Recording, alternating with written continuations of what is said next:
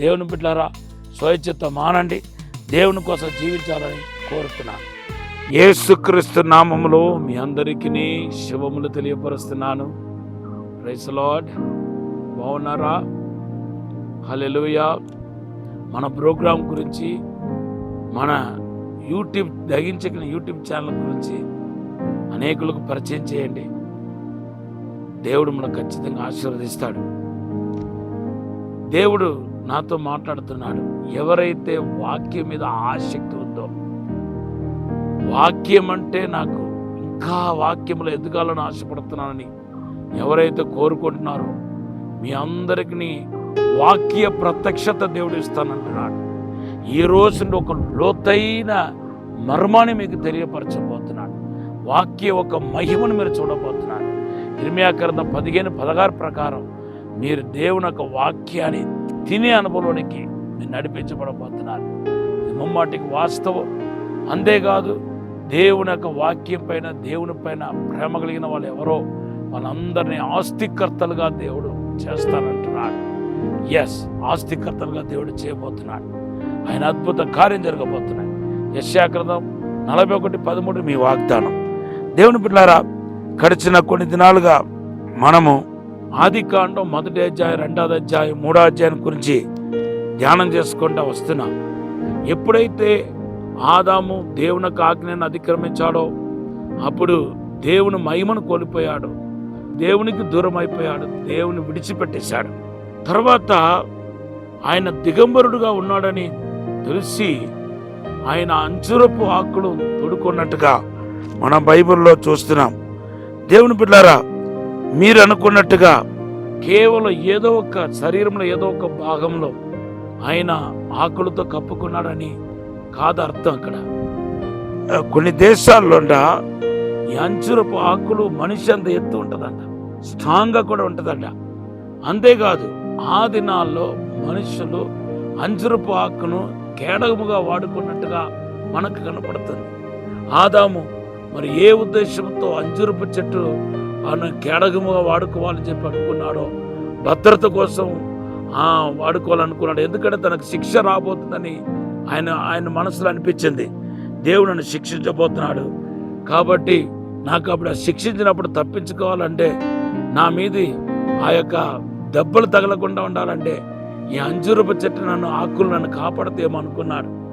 కానీ దేవుడు దాన్ని అనుమతించలేదు. అది అబద్ధం అనేది దేవుడు తెలియపరిచాడు. ఒకటి. రెండవది ఏంటంటే, ఈరోజు మీకు జ్ఞాపకం చేయాలని చెప్పి ఆశపడుతున్నాను. పాపం చేసిన తర్వాత, దేవుని యొక్క ఆజ్ఞను అతిక్రమించిన తర్వాత మన ప్రార్థన దేవుడు ఆలకిస్తాడు, మన కోరికలు సిద్ధింపజేస్తాడు అని అనుకోవటం చాలా పెద్ద పొరపాటు. ఏనాడు దేవుడు ప్రార్థన ఆలకించడు. మనం ఎప్పుడైతే తప్పు చేస్తున్నామో, పాపం చేస్తున్నామో అప్పుడు ఖచ్చితంగా పాపులు మరణ ఆలకించడని రాయబడి ఉంది. అంతేకాదు, మనం చేసేదంతా అప్పుడు సఫలమవునని వాగ్దానాన్ని వెనక్కి తీసుకుంటాడు. అప్పుడు కుదరదు అంటాడు. మనం చేస్తున్నంత సఫలమవుతుంది. అదే ఇప్పుడు ఆదాము జీవితంలో చూస్తున్నాం. ఆయన చేసింది సఫలమవుతాయా? సఫలమవలేదు. నా మాట ప్రకారం దేవుడు నడుచుకుంటాడు. నిజమే, మీకు తెలుసా, దేవుని బిడ్డలైన మన మాట ప్రకారం దేవుడు నడుచుకుంటాడు. ఎలాగైతే తల్లిదండ్రులు కొన్నిసార్లు పిల్లల మీద ఉన్న ప్రేమ చేత పిల్లలు చెప్పిన మాటలన్నీ వింటారో, అలాగే దేవుడు కూడా, పరమ తండ్రి యెహోవా దేవుడు కూడా మనం చెప్పిన మాటలన్నీ వింటాడు. మనకి ఏది కావాలన్నా అడిగింది ఇస్తాడు, అడగలేనిది కూడా ఇస్తాడు. కానీ ఎప్పుడైనా దేవుని ఆజ్ఞను అతిక్రమించి మనము మన ఇష్టానుసారంగా జీవిస్తూ, స్వయచిత్తం చేస్తూ, పాపములు జీవిస్తున్నామో అప్పుడు ఖచ్చితంగా దేవుడు ఏం చేస్తాడంటే మీ ప్రార్థన ఆలకించాడు. కీర్తన 66:19 అంటున్నాడు, నేను పాపాన్ని లక్ష్యం చేసినలా నా మొర విని ఆలకించడు అంటాడు. పాపం చేయక్కర్లేదు, పాపానికి గురించిన తలంపులు, పాపం చేయాలనే ఆలోచనలు పదే మీలో వస్తూ ఉంటే ఖచ్చితంగా మీ ప్రార్థన దేవుడు ఆలకించడు, మీ కోరికను సిద్ధింపచేయడు. దేవుని బిడ్డలారా, అదే మనం చూస్తున్నాం. అంతేకాదు, ఒక పాపపు హృదయం కలిగిన మనిషి, ఇంకొక ప్రత్యక్షత కూడా మీరు వినాలి.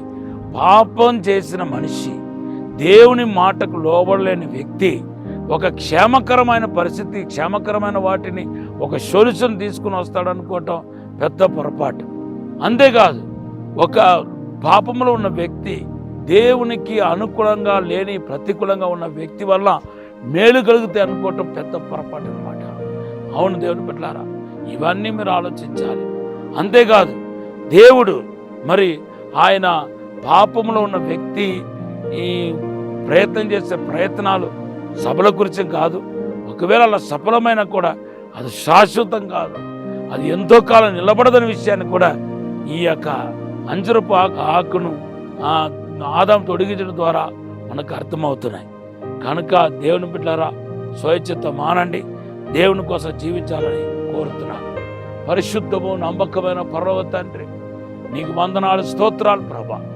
శక్తి చేత కాదు, బలము చేత కాదు, ఆత్మ ధోరణి సమస్తం జరుగుతున్నారు ప్రభా. డాడీ ఇప్పుడే ఆశీర్వదించండి. ప్రతి ఒక్కరి జీవితంలో ఉన్న శోధనలు, కీడు, ప్రమాదాలను దూరపరచండి, వర్ధలించండి ప్రభా, పెంపొందించండి ప్రభా. పరలోక మహిమ చేత నింపండి, ఆశీర్వాదం చేత నింపండి ప్రభా. సాతాను వాడి క్రియలను యేసునామములో లయపరచండి, దురాత్మ క్రియలను యేసునామములో లయపరచండి. ఇప్పుడే తాకండి.